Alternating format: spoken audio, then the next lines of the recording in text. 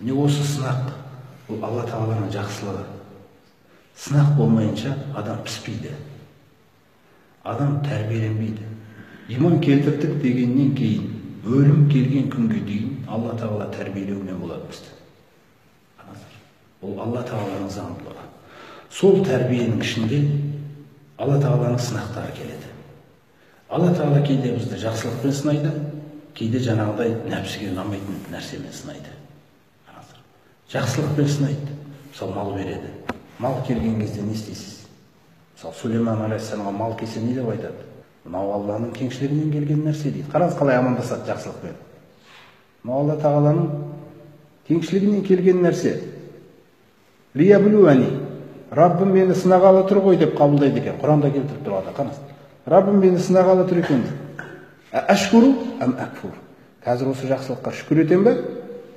Әлде шүкірсіздік танытам ба?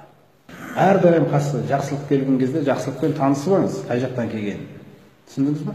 Өзіңізді ұмытыңыз. Раббыңыздан келген нәрсе мақсат біреу-ақ, сынау үшін келген нәрсе. Мысалы, бүгін бір айлық алсаңыз, қалтаңызға айлық түсті, бір табыс түсті. Сосын сіздің бойыңызда сараңдық болса, біздің бойымызда сараңдық деген нәрсе болса, қараңыздар. Сосын соны емдеуді қалаушы Аллах Тағала, тәрбиелеуші Аллах Тағала міндетті түрде бір кісі арқылы жаңағы звондатады сізге. Сосын ол кісі сізге звондап қалады.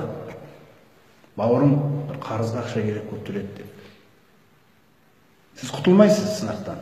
Түсіндіңіз бе? Бізде тек қана бірақ ерік айттық қой. Сынақтан дұрыс өтіп беру ғана. Сынақтан құтыламайсыз. Біреу звондайды. Маған осынша қарыз керек еді, бере аласыз ба? Бір дәрілер алуым керек еді деп.